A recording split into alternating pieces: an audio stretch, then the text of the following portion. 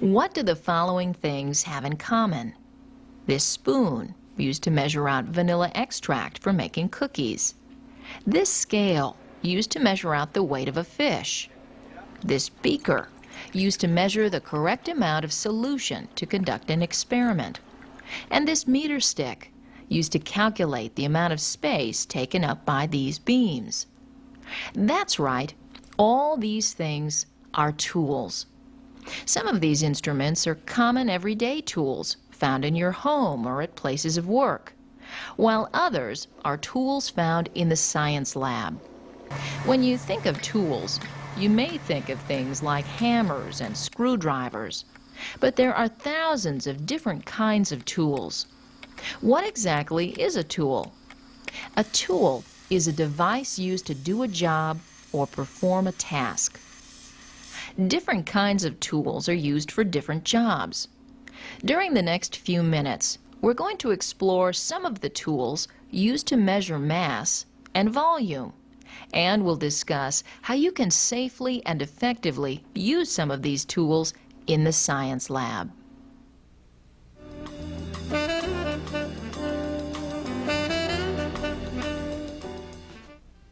When you take a hike, chances are you see trees, rocks, and maybe even animals. And when you walk down the street, you see buildings, cars, and people. All these things are made up of matter. You decide, what is matter?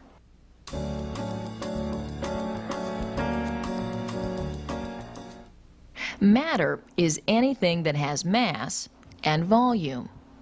Another way of thinking about matter is that it's found in anything that has mass and takes up space. Let's first talk about mass. These elk have mass. This car has mass. The air around us has mass. And people have mass. Mass is a measure of how much matter is in an object or is in a given amount of liquid or gas. Some objects possess more mass than others. A tiger, for example, possesses more mass than a squirrel. The amount of matter in an object, or its mass, remains constant regardless of an object's location, but an object's weight can vary. What do we mean? You compare. Will this car weigh more or less on the moon than on Earth?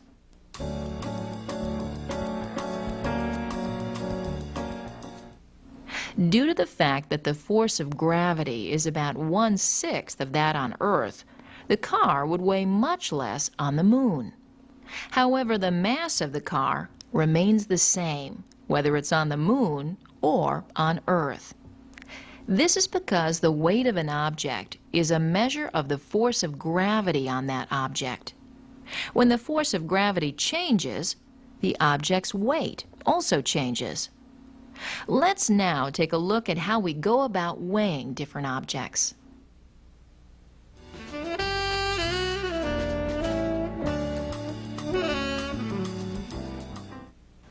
As you probably already know, measurement is the process of explaining the characteristics of matter with numbers. There are a number of tools you've probably used to measure the weight of matter in your home, such as scales, whether they be a spring scale or an electronic scale, such as this one. Scientists also use scales to measure the weight of objects. In some cases, scientists use balances to measure weight. We'll discuss the use of balances in a couple of minutes. Scientists measure weight in units called newtons.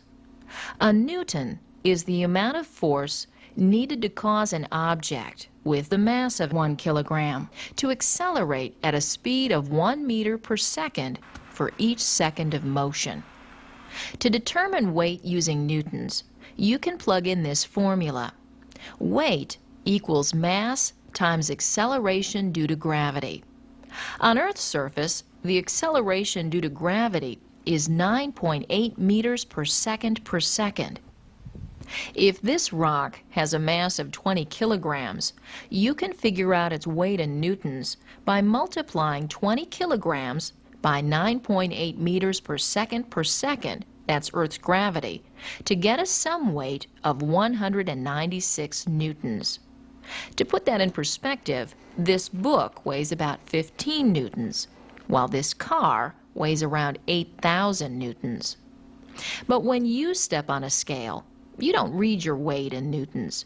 You read it in pounds or kilograms.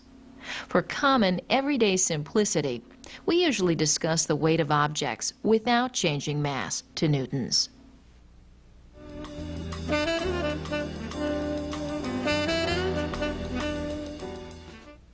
This tool, which you may have seen in your science classroom, is a balance.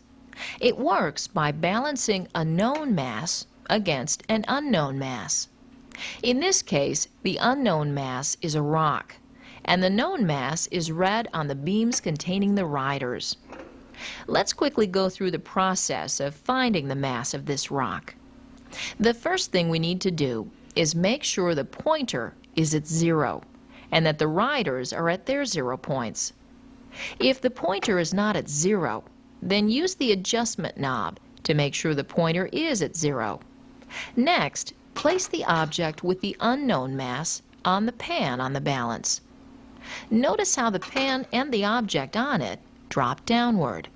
Your goal now is to adjust the riders so that the pointer points to 0. In other words, balance needs to be achieved between the riders and the object of unknown mass. Slide the largest rider to the right 1 notch at a time until the pointer drops below 0.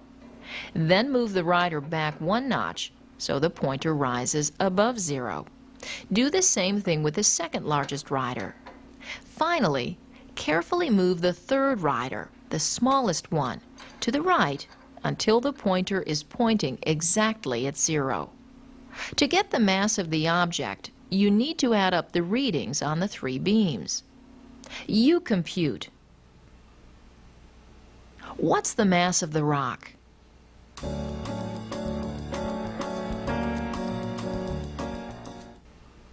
The largest rider is on 300, the second largest rider is on 40, and the smallest rider is on 7.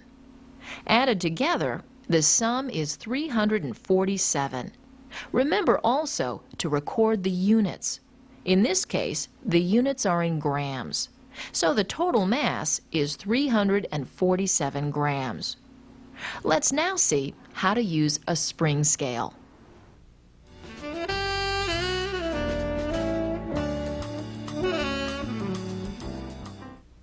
Maybe you've seen a spring scale like this in the grocery store.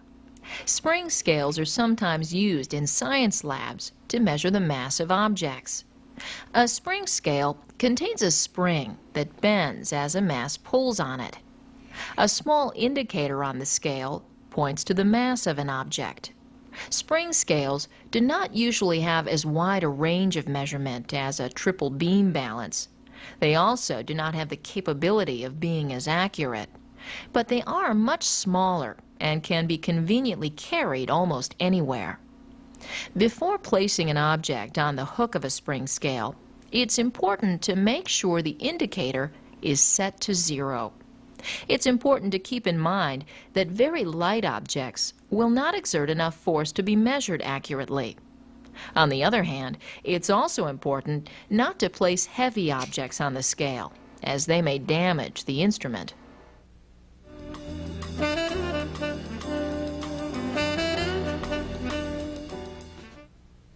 If you've ever measured a specific amount of milk in a measuring cup, bought a 1-liter bottle of water, or purchased a truckload of cement, you've worked with volume. You decide. What is volume?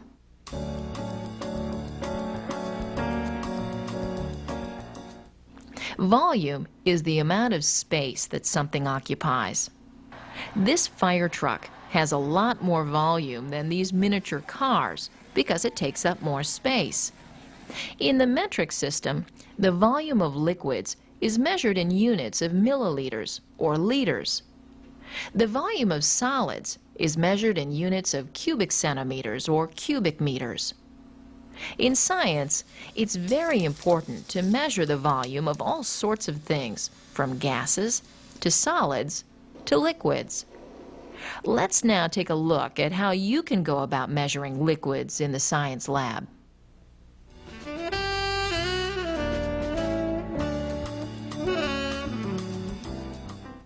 We previously mentioned some common household devices used for measuring volume, such as measuring spoons and measuring cups. In the science lab, beakers are commonly used to measure volume.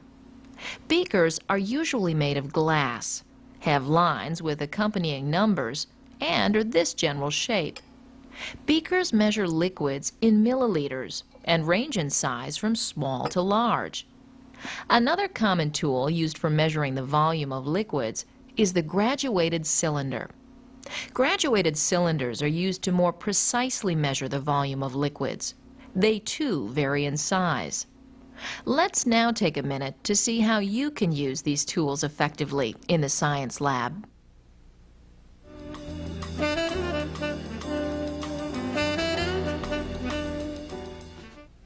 Before we actually talk about measuring the volume of liquids, a few notes about safety. When using chemicals, whether they be liquids, solids, or powders, always wear safety goggles. Your teacher may also want you to wear protective gloves, as well as a lab apron. Be very careful when measuring or heating hot liquids. Always use beaker tongs or test tube tongs. And if a spill should occur, or any other type of accident should occur, immediately tell your instructor. As we mentioned earlier, a graduated cylinder is one of the better tools to use when you want to accurately measure liquid volume. Before pouring liquid into a graduated cylinder, make sure it's on a flat surface and away from the edge of the table. Carefully pour the liquid into the cylinder. Do not hold the cylinder while pouring liquid into it. Once you've poured the necessary amount of liquid, bend over until you're at eye level with the top of the liquid. Notice that the liquid is higher at the sides of the cylinder than in the middle. This is referred to as the meniscus effect. Read the volume at the bottom of the meniscus for an accurate reading. Do not read the higher edges of the meniscus. You observe. What's the volume of the liquid in this graduated cylinder?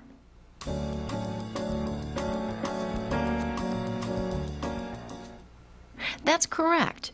The volume is 24 milliliters. Let's now take a look at the tools and processes involved in measuring the volume of solids.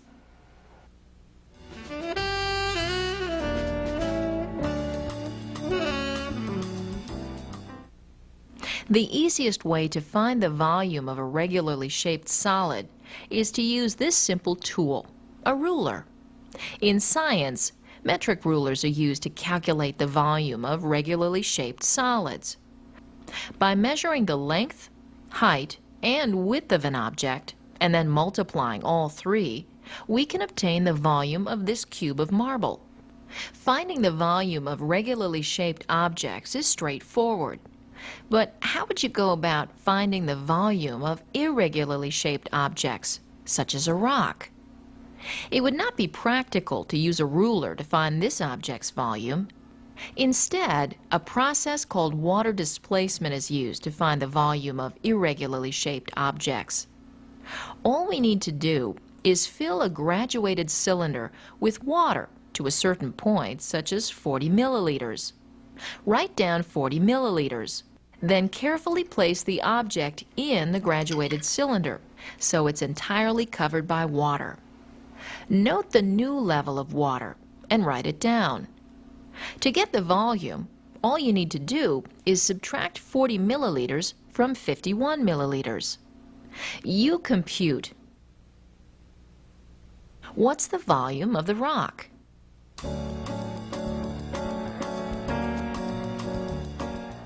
That's right, the volume is 11 milliliters. And since 11 milliliters of water is equivalent to 11 cubic centimeters, the volume of the rock is 11 cubic centimeters.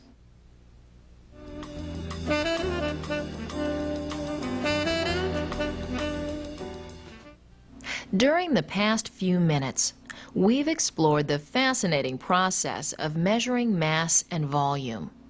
We began by differentiating between mass and weight. We saw that an object's weight can change depending on its location, but its mass remains constant. We discussed how scientists measure weight in units called newtons, and we explored some of the tools used to measure weight, including scales, balances, and spring scales. The process of using a triple beam balance in the science lab was covered in detail, and the process of measuring the volume of liquids via beakers and graduated cylinders was also demonstrated. We also explored how to measure the volume of regularly shaped solids with a ruler by measuring the length, height, and width, and then multiplying the three numbers. Finding the volume of irregularly shaped solids via the process of water displacement was also demonstrated. So the next time you weigh an object, measure out liquids while cooking, or find the volume of an object in the science lab, think about the things we discussed during the past few minutes. You just might think about measuring mass and volume a little differently.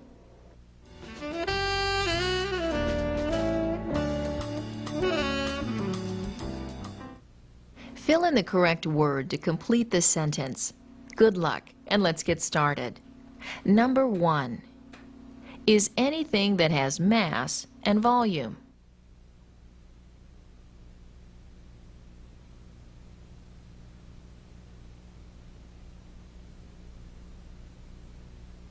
Number 2. Can change when the position of an object changes.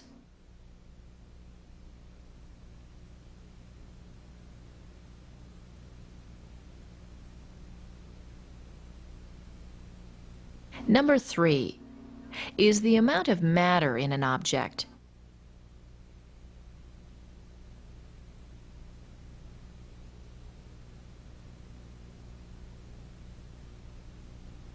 Number 4. This tool is called a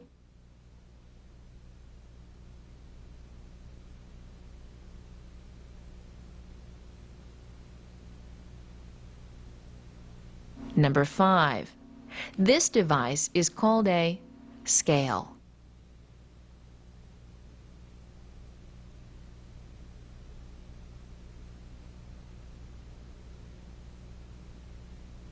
Number 6. Is the amount of space something takes up.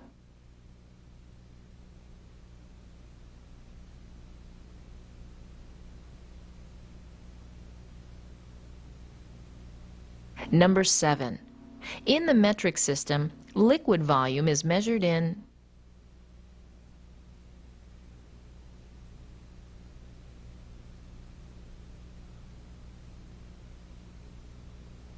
Number 8. The tool used for measuring volume is a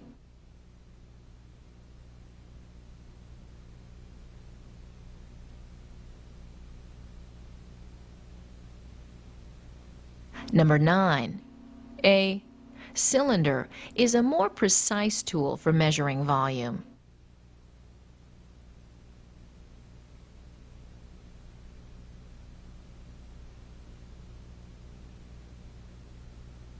And number 10. Water is used for finding volume of irregularly shaped solids.